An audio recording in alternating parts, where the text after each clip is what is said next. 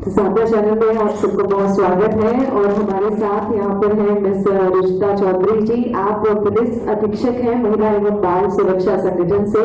तो मिशन शक्ति, मेरा सबसे पहला सवाल आपसे मैडम ये है कि मिशन शक्ति इस अभियान की शुरुआत की गई थी 2020 में।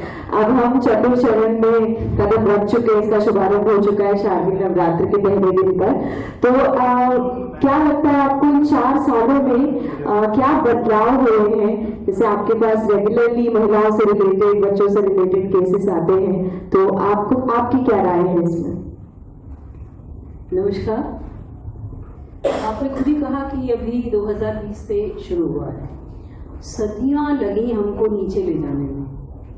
महिलाएं अगर अपना प्राचीन इतिहास पढ़ें तो जेंडर डिस्क्रिमिनेशन जैसी चीज़ नहीं थी। उस समाज में सभी समान थे।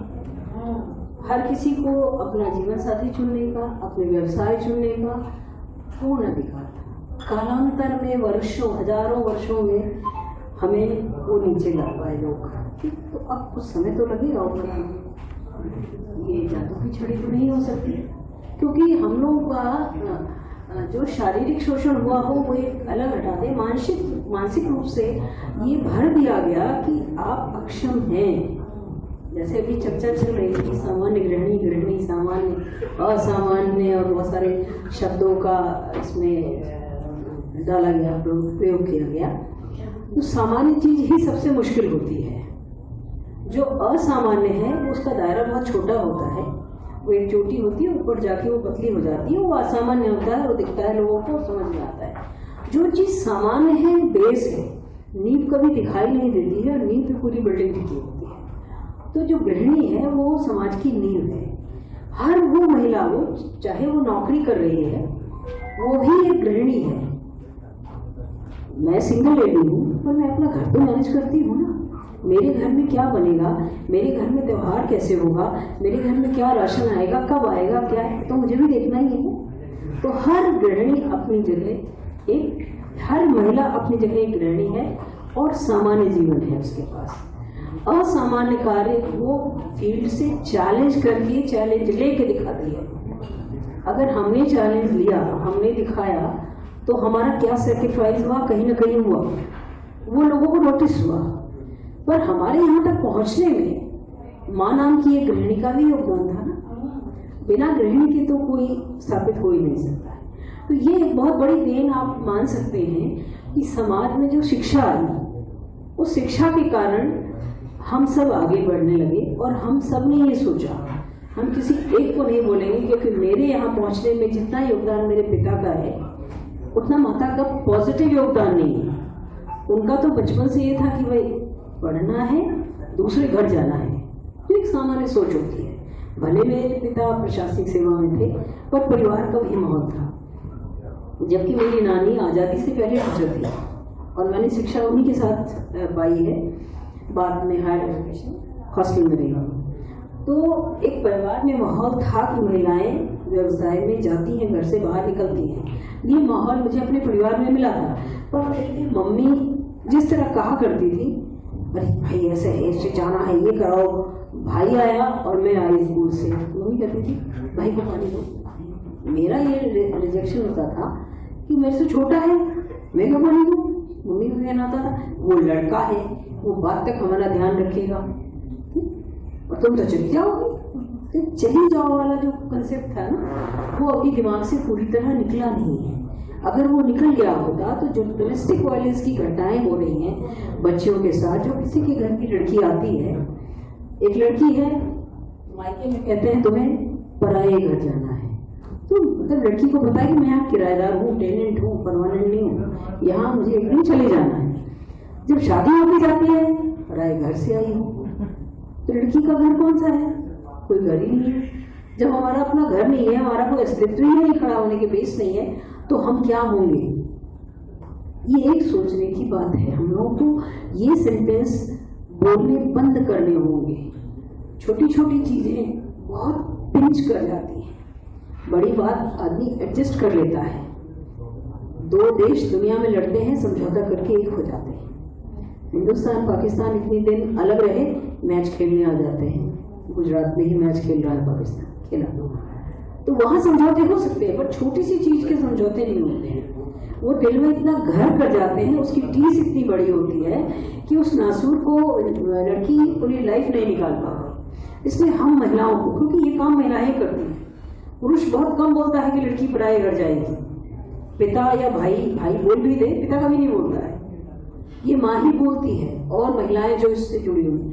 तो हम अपने विकास के लिए, अपने अस्तित्व को प्रूव करने के लिए हम पहले अपने आप में सुधार करें कि हमारे परिवार में जो बच्चियां हैं हम उनको कोई ऐसा मानसिक आघात ना दें जो उनके लिए नासूर बन जाए और जिंदगी भर वो आपको उतना प्यार ना दे पाए जितना आपको मिलना चाहिए अपनी बच्ची से। तभी आप अलगाव महसूस करते हैं, तो आपको लगता है लड़का आपका साथ है, क्योंकि लड़के की हर चीज में आप साथ हैं। लड़के को आप कोई पिंच करने वाली बात नहीं कहती है, हमेशा पॉजिटिव दिखाती है कि लड़का आपका ध्यान रखेगा, आपका वंश चलाएगा, जितनी चीजें हो सकती है महिमा मंडन की सब करते हैं।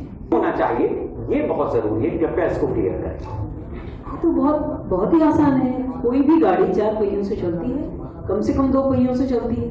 अगर उसका 50% पीछे होगा तो गाड़ी आगे कैसे चलेगी? 2 पहिया पीछे ले जाएगा, 2 पहिया आगे ले जाएगा, तो कोई गाड़ी नहीं चल सकती।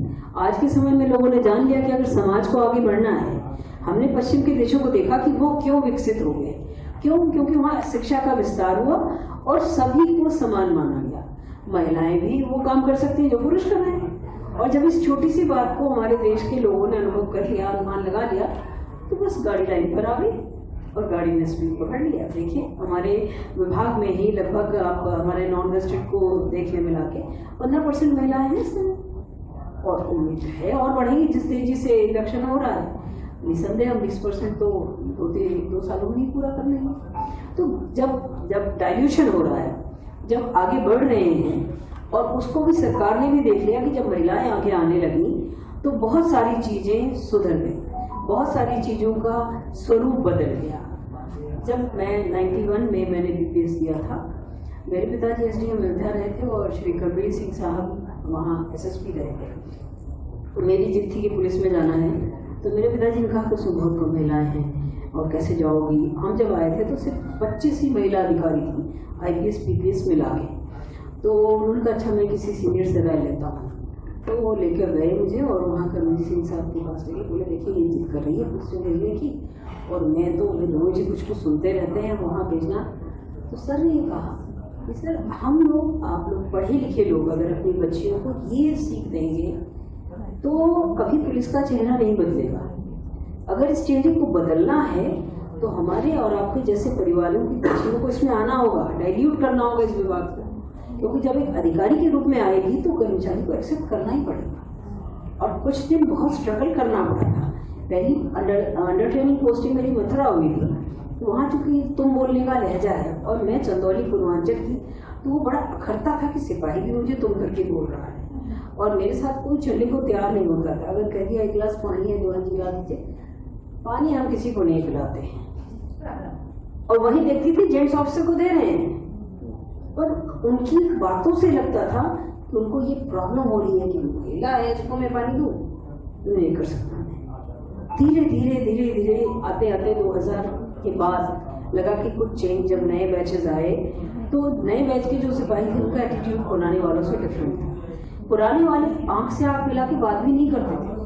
अगर किसी दरोगा सिपाही से आप कुछ कहिए कि ये करना, नीचे करके इधर उधर करके सुनता था, सामने हमसे आप आई कांटेक्ट करने की वो हिम्मत भी नहीं करता था। वो भी एक चीज थी, बट वो जो हिच था इसलिए इंटरेक्शन मुश्किल होता था। ये जो आपने बात, शेखर जी एक सवाल हम यहाँ से लेना चाहेंगे, खासतौर से मनीष मिश्रा जी, जैसे मैंने आपको जिक्र किया कि 3 अखबारों के संपादक हैं और खासतौर से क्राइम से इन्होंने अपनी क्राइम रिपोर्टिंग से शुरुआत की थी। और दैनिक जागरण में आज तक के इतिहास में भी अगर आप लखनऊ में जितने भी अखबार हैं, हालांकि ऐसा नहीं कि हम किसी के सामने ये बात कर रहे हैं, कि जो सबसे ज्यादा फ्रंट पेज पे बाईलाइंस आती थी और लोगों ने क्राइम रिपोर्टिंग के प्रति जो अपना आकर्षण अगर महसूस किया तो वो मनीष मिश्रा जी के कार्यकाल में रहा, जब वो यहाँ जागरण में, जब वो यहाँ पे एज अ क्राइम रिपोर्टर थे, फिर वो बाद में संपादक हुए।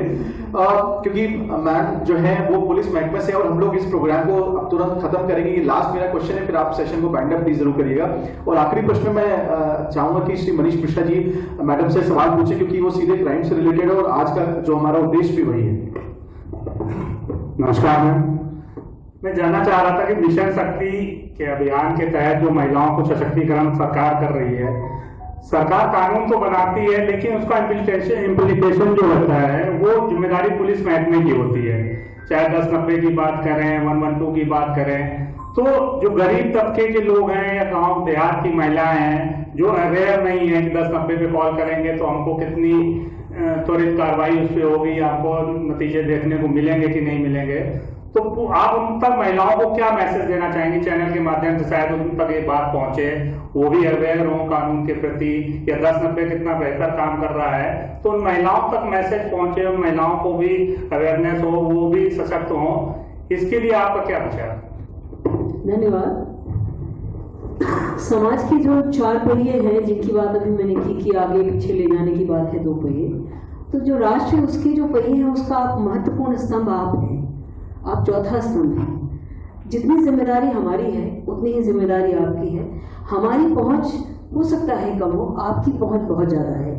तो जो जिम्मेदारी हम उठा रहे हैं उस जिम्मेदारी में अगर आप सहयोग करें मीडिया पक्ष, तो उस हर नारी तक ये बात पहुंचेगी कि उसकी सुरक्षा के लिए कोई विभाग है, क्या क्या चीज़ें हैं। हम बहुत सारे अवेयरनेस के प्रोग्राम चलाते हैं, हमारी रीच धीरे धीरे बढ़ रही है।